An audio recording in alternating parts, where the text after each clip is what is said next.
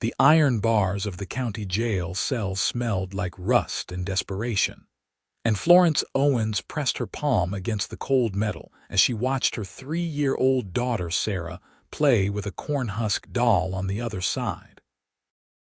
The child did not understand why Mama could not come home, why strange women from the territorial orphanage kept measuring her for new clothes, why everything familiar was slipping away like water through cupped hands. Florence had been in this Durango, Colorado jail for 6 weeks now, charged with theft from the general store where she had worked. The evidence looked damning because someone had planted stolen goods in her boarding house room, and the judge had already declared her an unfit mother. The hearing to permanently remove Sarah was scheduled for tomorrow morning. Florence's hands trembled as she gripped the bars tighter, her wedding ring catching what little light filtered through the high window. That ring was all she had left of Thomas, her husband who had died 2 years ago in a mining accident near Silverton, leaving her alone with a baby and debts she could never repay. "Time is up, Mrs. Owens," the deputy said, not unkindly. He was young, barely 20, and seemed uncomfortable with the whole situation. Florence knelt down, reaching through the bars to touch her daughter's soft cheek one more time. "Mama loves you more than all the stars in the sky, sweetheart. Do not ever forget that." Sarah's lower lip trembled. "Want to go home with you?" "I know, baby, I know." Florence's voice broke as the orphanage matron, a severe woman named Mrs. Hutchins, scooped Sarah up and carried her away. The child's cries echoed down the hallway long after they disappeared, and Florence sank onto the thin cot in her cell, wrapping her arms around herself as silent tears streamed down her face. She had no lawyer. She had no money. She had no family to speak for her character. The shopkeeper who accused her, Martin Gaines, was a prominent man in Durango with friends on the town council. His word carried weight that hers never could. Tomorrow, she would lose Sarah forever, and there was nothing she could do to stop it. That night, Florence could not sleep. She paced her small cell, praying to a God who seemed to have stopped listening 2 years ago when Thomas died. She thought about Sarah's first steps, her first words, the way she laughed when Florence sang her lullabies. She thought about the future Sarah would have without a mother, growing up in an institution or shipped off to strangers who might not love her, might not protect her. The thought made Florence physically ill. Morning came too soon. Deputy Morrison brought her a basin of water to wash her face and hands, and she did her best to make herself presentable. Her brown dress was worn but clean, and she pinned up her auburn hair with shaking fingers. At 9 o'clock, they walked her across the dusty street to the courthouse, a 2-story brick building that served La Plata County. The courtroom was already filling with curious townspeople who wanted to watch the spectacle. Florence kept her eyes down as she took her seat at the defendant's table. Judge Blackwell, a gray-haired man with a reputation for harsh sentences, sat behind his bench shuffling papers. Martin Gaines sat across the aisle with his lawyer, looking smug and self-satisfied. Mrs. Hutchins was there too, with Sarah beside her, and Florence's heart clenched when she saw how quiet and subdued her normally bright daughter had become. "All rise," the bailiff called. The Honorable Judge Samuel Blackwell presiding. Everyone stood, then sat again when the judge waved his hand. He peered at Florence over his spectacles with an expression that suggested he had already made up his mind. "We are here today to determine the permanent custody of Sarah Elizabeth Owens, age 3 years," Judge Blackwell announced. "The child's mother, Florence Marie Owens, has been convicted of theft and faces additional charges of moral turpitude. The territorial orphanage has petitioned for full custody to place the child in a more suitable home." Florence wanted to scream that she had not been convicted of anything yet, that the theft trial was still pending, but her throat closed up with fear. She had learned that speaking up only made things worse. Mrs. Hutchins took the stand first, testifying that Sarah needed stability, education, and moral guidance that a criminal mother could not provide. She made Florence sound like a monster instead of a grieving widow who worked 14-hour days to keep a roof over her child's head. Martin Gaines went next, describing how he had trusted Florence with access to his storeroom and how she had betrayed that trust by stealing fabric, tinned goods, and other merchandise. He conveniently left out the part where he had propositioned her repeatedly and threatened her job when she refused his advances. He also did not mention that the alleged stolen goods appeared in her room the same day she rejected him for the final time. "I gave that woman every opportunity," Gaines said piously. "But some people simply lack moral fiber. The child deserves better." Florence's fingernails dug into her palms. She wanted to call him a liar, wanted to tell everyone the truth, but who would believe her? She was a poor widow with no connections. He was a respected businessman. The judge was taking notes, nodding along with Gaines's testimony. Florence felt her hope draining away like blood from a wound. Then the courthouse doors swung open with a bang that made everyone jump. A man strode down the center aisle, his boots echoing on the wooden floor. He was tall and lean, wearing dusty trail clothes and a wide-brimmed hat that shadowed his face.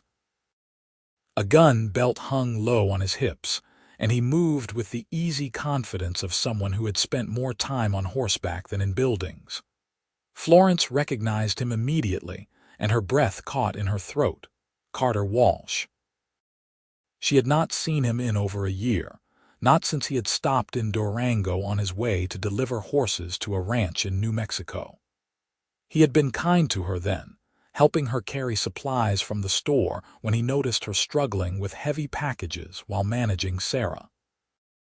They had talked for maybe 20 minutes total, and she had thought about his warm brown eyes and gentle smile for weeks afterward.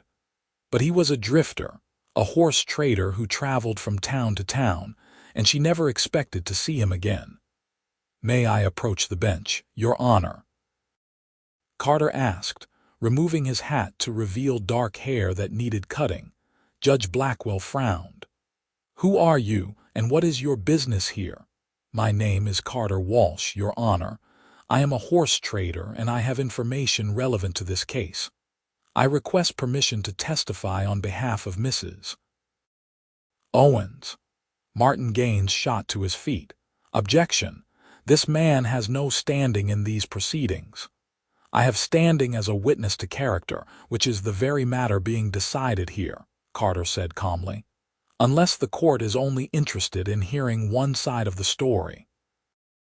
Judge Blackwell studied Carter for a long moment, then nodded. "I will allow it, but make it quick, Mr. Walsh. We have a full docket today." Carter walked to the witness stand, and Florence could not take her eyes off him. Why was he here? How did he even know about the hearing? Her mind raced with questions, but all she could do was watch as he placed his hand on the Bible and swore to tell the truth. "Mr. Walsh," Judge Blackwell said, "what is your connection to Mrs. Owens?" "I met her last spring when I passed through Durango on business," Carter replied. "We only spoke briefly, but it was enough to know what kind of woman she is." The judge looked skeptical. "You are willing to testify about her character based on one meeting. One meeting is sometimes all you need, Your Honor." "I have traveled through every territory west of the Mississippi, and I have developed a sense about people. You have to in my line of work. You need to know who you can trust, who keeps their word, who has honor." Carter turned to look directly at Florence, and something in his gaze made her heart skip. "Mrs. Owens is one of the good ones." "That is a nice sentiment," Gaines's lawyer interjected, "but hardly constitutes evidence." Then let me provide evidence, Carter said, shifting his attention back to the judge. Last April, I was in Durango to negotiate a horse sale. It was late afternoon, and I saw Mrs. Owens coming out of the general store with her arms full of packages and her little girl trying to keep up. One of the packages slipped and spilled across the boardwalk. Fabric, I think it was. Some boys were racing their horses down Main Street, and the little girl darted into the street chasing a ribbon that had blown away. Florence remembered that day with sudden clarity. She had been so frightened when Sarah ran toward the street, so grateful when Carter had swept the child up just before the horses thundered past. I grabbed the child before she could get trampled, Carter continued. And you know what Mrs. Owens did? She did not scream. She did not faint. She took her daughter from me, checked her over for injuries, and then thanked me with dignity and grace despite being shaken to her core. Then she gathered up every piece of fabric and every spool of thread from that boardwalk, even though her hands were trembling. Even though she had just watched her child nearly die. I fail to see how this is relevant, Gaines muttered. Carter ignored him. When I asked if she needed help, she said she could manage, but I helped anyway and we walked back to her boarding house. On the way, she thanked me 3 more times. She asked my name, where I was from, whether I needed a place to stable my horses. She offered me hospitality even though she clearly did not have much to spare. And when we reached her door, her little girl hugged my leg and said I was a hero. Carter's voice softened. Mrs. Owens invited me in for coffee. I normally would have declined, but there was something about her, something honest, so I accepted. And in the 30 minutes I sat at her table, I learned more about her character than some people reveal in a lifetime. And what did you learn, Mr. Walsh? Judge Blackwell asked. He sounded less dismissive now, more curious. I learned that she was widowed young and left with debts her husband incurred before he died. I learned that she worked every shift Mr. Gaines would give her, and sometimes cleaned houses at night to make extra money. I learned that she taught her daughter letters and numbers every evening by lamplight, using pages torn from an old primer. I learned that she walked 3 miles to church every Sunday because her daughter needed to know about faith and community. I learned that she saved every penny she could in a jar behind the stove, hoping to someday buy a little house where her daughter could have a yard to play in. Florence felt tears sliding down her cheeks. She had forgotten she had told Carter those things, had forgotten how easy it was to talk to him. Most importantly, Carter said, his voice ringing clear in the silent courtroom, I learned that she is a mother who would do anything for her child. She apologized that she could not offer me sugar for my coffee because she was saving it for her daughter's birthday cake. She showed me a dress she was sewing by hand for the girl, working on it late at night after Sarah fell asleep.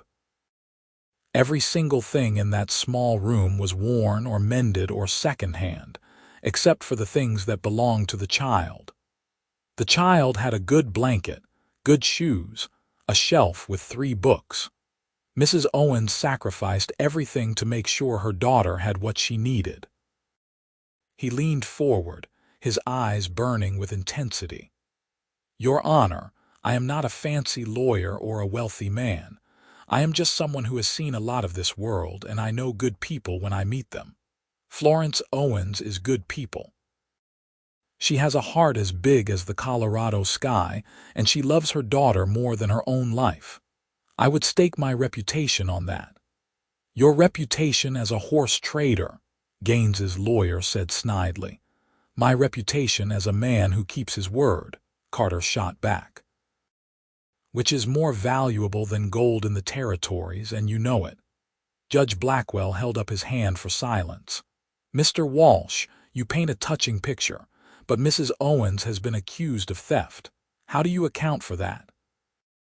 I account for it by pointing out that Martin Gaines is a liar and a snake who should be on trial instead of this woman, Carter said flatly. The courtroom erupted in gasps and angry shouts. Gaines surged to his feet, his face purple with rage. "How dare you? I will sue you for slander."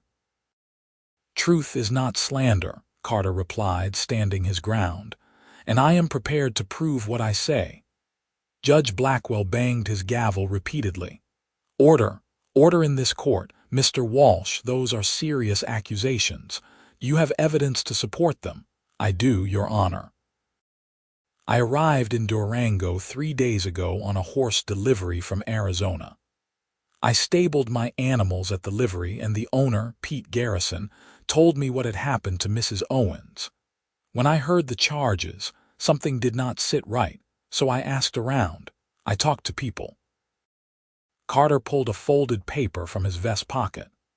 "I spoke to Miss Emma Raid, who works as a seamstress 2 doors down from Gaines's store. She has sworn an affidavit stating that she saw Mr. Gaines enter Mrs. Owens's boarding house on the evening of March 15th, carrying a canvas bag. Mrs. Owens was at the church helping set up for a social, so her room was empty. Miss Reed found it strange enough that she made note of the date." He produced another paper. "I spoke to Mr. Henry Cho, who runs the Chinese laundry on 4th Street. His business shares an alley with the boarding house, and he saw Gaines leave the building 15 minutes later without the bag. Mr. Cho is willing to testify to this fact." A third paper emerged. "I spoke to Mrs. Dorothy Banks, an elderly widow who lives in the same boarding house as Mrs. Owens. She states that Gaines had been pressuring Mrs. Owens for romantic attention, and that she had heard him threaten Mrs. Owens's employment on at least 2 occasions when his advances were refused. Mrs. Banks was afraid to come forward before because Gaines is a powerful man, but she is willing to tell the truth now." Carter laid all 3 affidavits on the judge's bench. "Gaines planted those stolen goods in Mrs. Owens's room because she would not submit to his inappropriate behavior. Then he reported the theft and used his influence to have her arrested.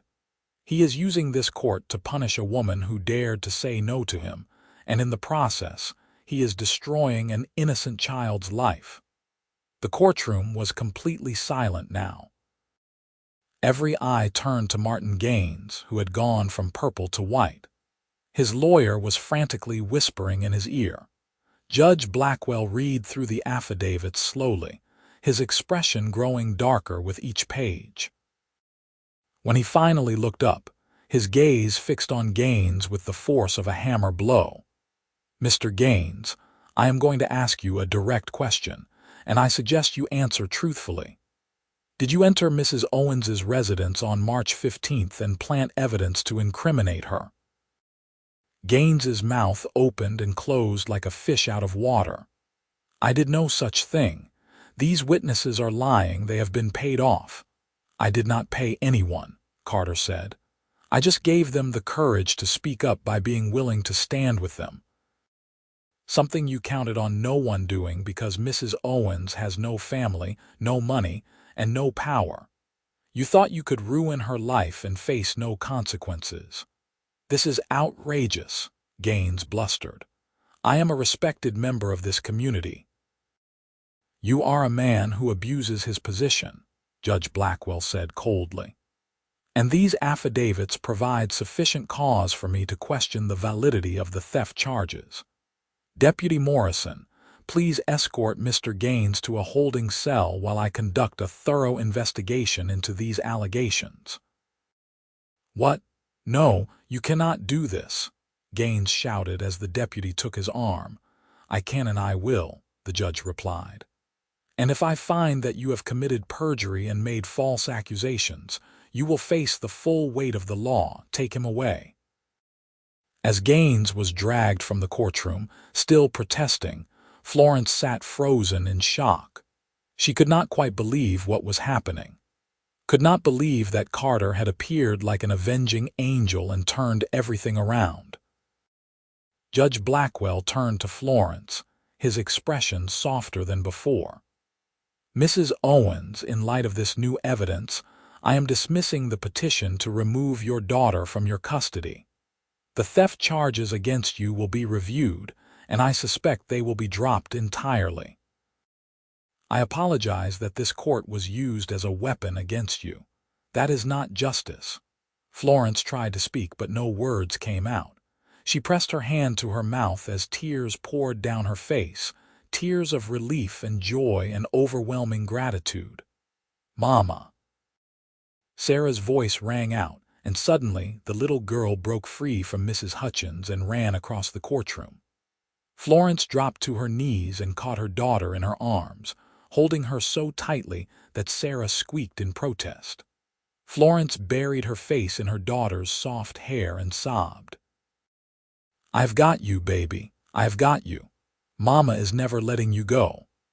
When Florence finally looked up, Carter was standing a few feet away, hat in hand, watching them with an expression so tender it made her heart ache. She rose to her feet, still holding Sarah on her hip, and walked over to him. "You saved us," she whispered. "I do not understand why, but you saved us." Carter's smile was crooked, almost shy. "I could not let him get away with it, could not let him take your daughter from you when I know what kind of mother you are. But you barely know me. We met once, for less than an hour." "Sometimes an hour is enough," he said quietly. "Sometimes you meet someone and you just know they are special, worth fighting for." Florence felt heat rise in her cheeks. Sarah was staring at Carter with wide eyes, and suddenly she pointed at him. "You are the nice man who saved me from the horses. Mama told me stories about you." "Did she now?" Carter's eyes lit with amusement. "What kind of stories?" "That you were very brave and kind, and Mama said you had a good smile," Sarah said with the brutal honesty of a 3-year-old.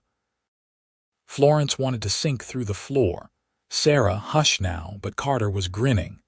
"Well, your mama has a good smile too, the kind that makes you want to see it again." Judge Blackwell cleared his throat.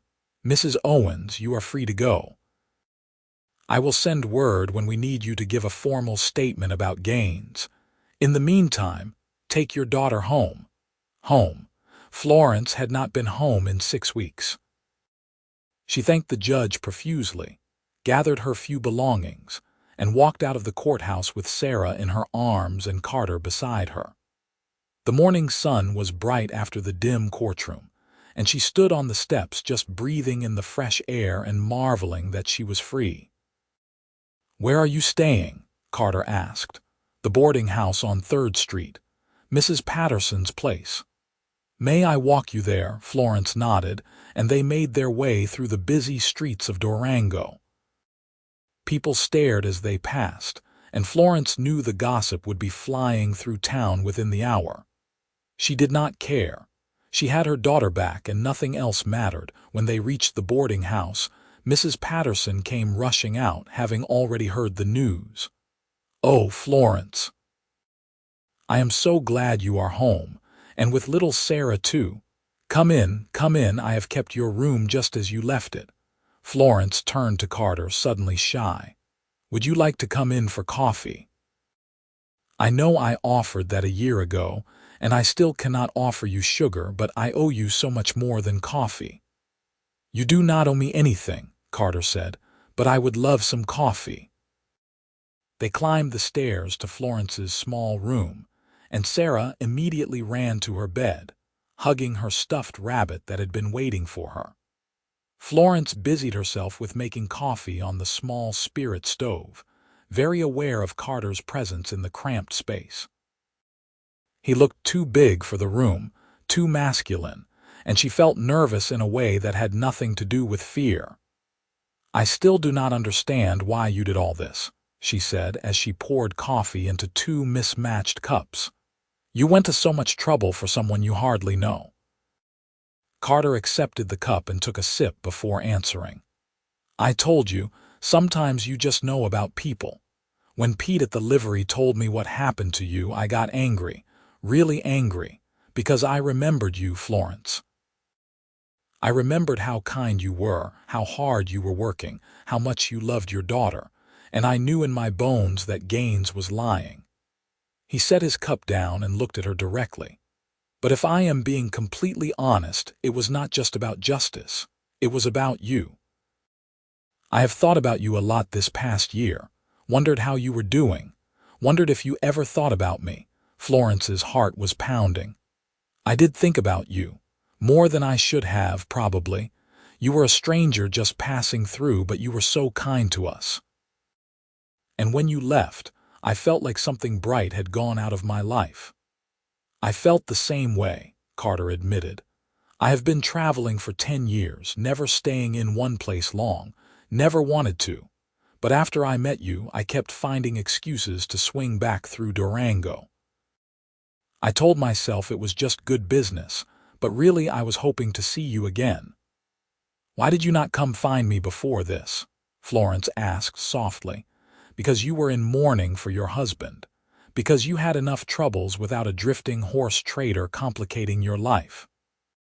Because I was afraid you would not want to see me. He smiled ruefully. I am good at reading horses, but people are harder. Sarah had fallen asleep on the bed, exhausted from the emotional mourning. Florence looked at her daughter, then back at Carter. You gave me back my daughter. You gave me back my life. I do not know how to repay that. I told you no repayment needed, but maybe. Carter hesitated, then continued. Maybe you would let me stay in Durango for a while, get to know you better if you want that. I want that, Florence said immediately. I want that very much. The smile Carter gave her was like sunrise breaking over the mountains. They talked for 2 more hours, sitting at the small table, their conversation ranging from the trivial to the profound. Carter told her about his travels, about the places he had seen and the people he had met. Florence told him about her childhood in Missouri, about meeting Thomas and how young they had been, about the dreams she still harbored despite everything that had happened. I always wanted to have a little farm, she confessed. Nothing big, just a few acres with a garden and some chickens, a place where Sarah could grow up safe and happy, but that seems impossible now. Nothing is impossible, Carter said. You just need the right partner to help make it happen. The way he said partner made Florence's stomach flutter. She busied herself with pouring more coffee to hide her reaction. Over the next few weeks, Carter became a fixture in Florence's life. He found work at the livery and rented a room at the hotel, and he spent every spare moment with Florence and Sarah. He taught Sarah to braid rope and showed her how to approach horses without frightening them. He repaired the broken window in Florence's room and fixed the wobbly table leg. He walked Florence to church on Sundays and listened intently to the sermons even though she suspected he was not particularly religious. And slowly, carefully, he courted her. He brought her wildflowers picked from the hills outside town. He took her and Sarah on picnics beside the Animas River.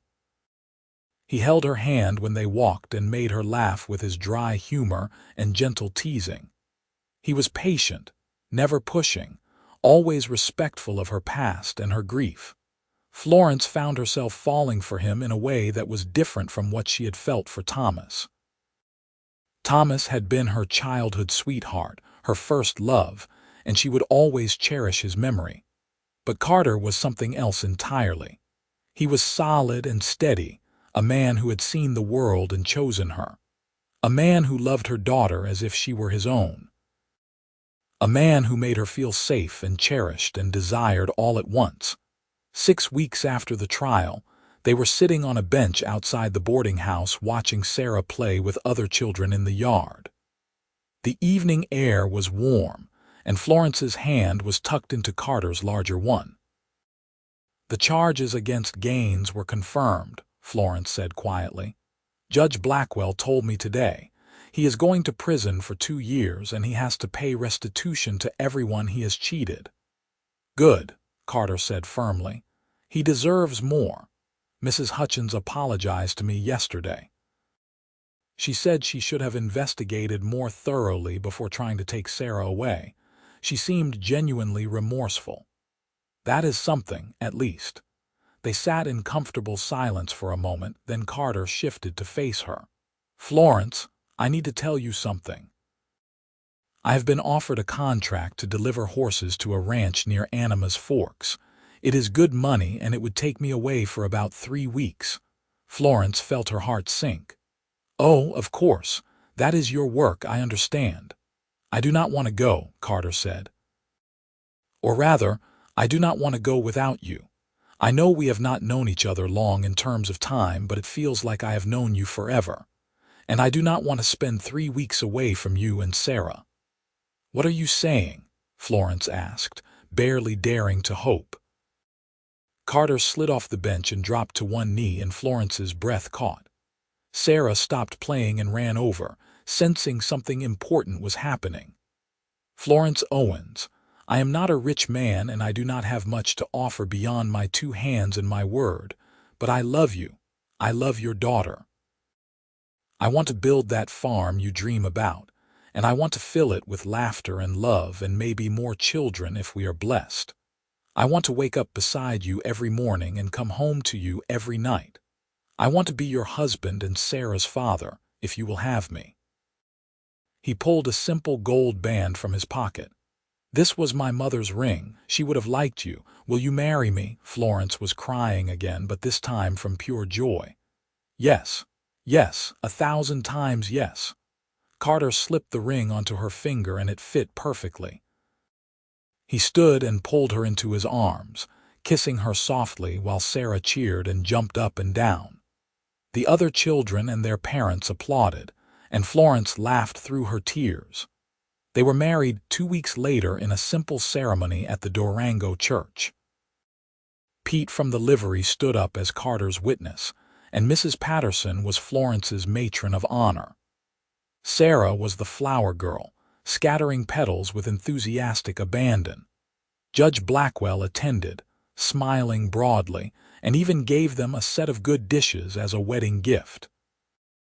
After the wedding, Carter, Florence, and Sarah traveled to Animas Forks so Carter could complete his horse delivery.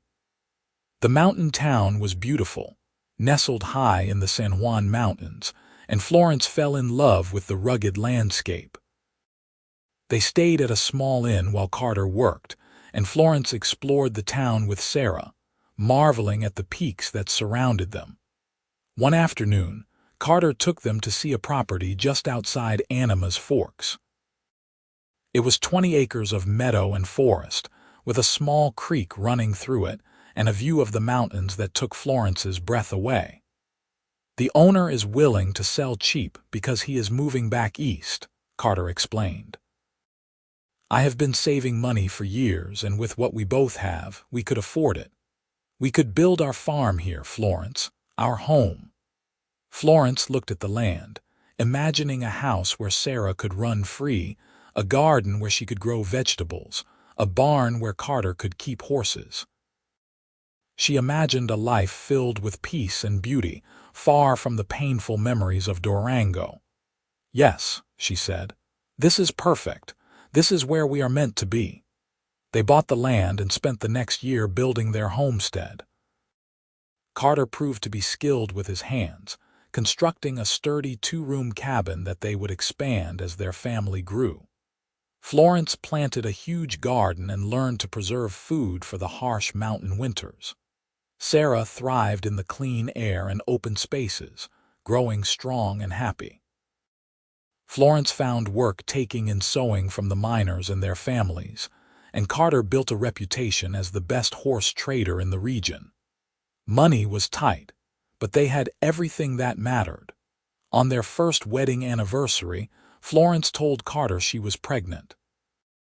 He picked her up and spun her around, both of them laughing like children.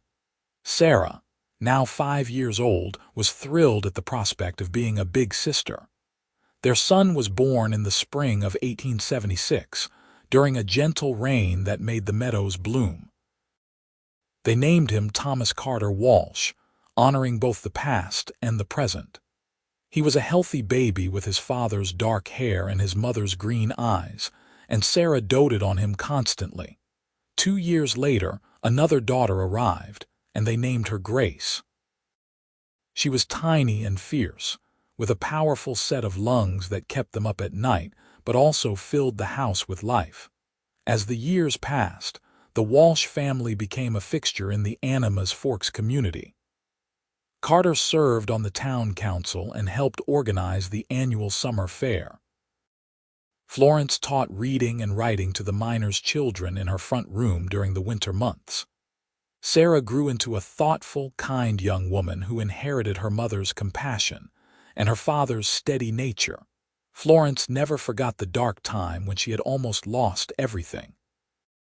Sometimes she would wake in the night and reach for Carter, needing to feel his solid presence beside her. He always seemed to know, pulling her close and kissing her forehead until she relaxed back into sleep. "I am here," he would whisper. "I am always here." And he was. Through hard winters and difficult seasons, through illness and loss and the normal struggles of life, Carter remained steadfast. He was the partner Florence had never dared to hope for, the father her children deserved, the love of her life. On their 10th anniversary, Carter surprised Florence with an addition to their cabin.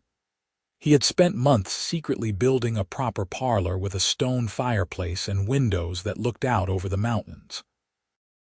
When he revealed it, Florence cried happy tears and kissed him thoroughly while their children giggled. "You have given me everything," she told him that night as they sat before the new fireplace. Sarah was reading to the younger children, their voices a soft murmur in the background. "A home. A family. A life I never thought I could have." "You gave me the same," Carter replied, pulling her close. "I was just drifting before I met you. You gave me a reason to stop moving, a reason to put down roots.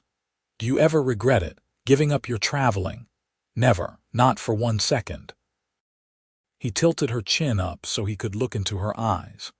"You are my adventure, Florence. Every single day with you is an adventure, and I would not trade it for all the horses in the West." They kissed as the fire crackled and their children played, and Florence marveled at how her life had changed. From the desperation of that jail cell to this moment of perfect contentment, the journey had been harrowing. But it had led her exactly where she was meant to be. Sarah eventually married a young surveyor who came through Animas Forks, and they settled nearby, so Sarah could remain close to her family. She gave Florence and Carter 3 grandchildren who adored their grandfather and loved to hear stories about the day he saved their grandmother in court. Thomas grew into a skilled horseman like his father and took over the trading business, expanding it to include training and breeding. Grace became a teacher, opening a proper schoolhouse in Animas Forks with her mother's help and encouragement. Florence and Carter grew old together on their mountain farm, watching their family expand and thrive. On summer evenings, they would sit on the porch Carter had built during their 5th year, holding hands and watching the sun set over the peaks. "You remember the day we met?" Florence asked one such evening. They were both silver-haired now, their faces lined with age and weather, but their eyes still held the spark of love. "Every detail," Carter said. "You were carrying those packages and your hair was coming loose from its pins. You looked tired and determined and beautiful. I remember thinking you had the kindest eyes I had ever seen," Florence said, "and I remember wishing you did not have to leave. Best thing I ever did was come back for you. Best thing I ever did was let you." They sat in companionable silence as the sky turned from gold to pink to purple. Inside the house, they could hear their grandchildren playing while their children prepared supper. The sound of family, of love, of home. Carter squeezed Florence's hand gently. "I would do it all again, you know. Every single thing, just to end up right here with you." Florence squeezed back, her heart full to bursting. "So would I, my love. So would I." As darkness fell over the mountains and the first stars appeared, Florence thought about the journey that had brought her to this moment. The pain and loss, the fear and desperation, the trial that had almost destroyed her. And then Carter, stepping forward when no one else would, believing in her when she could not believe in herself, loving her when she felt unlovable. He had told the court what he knew of her heart, and in doing so, he had saved not just her daughter but her entire future. He had given her back her life, and then made that life richer and fuller than she had ever dreamed possible. They had built something beautiful together on this mountain.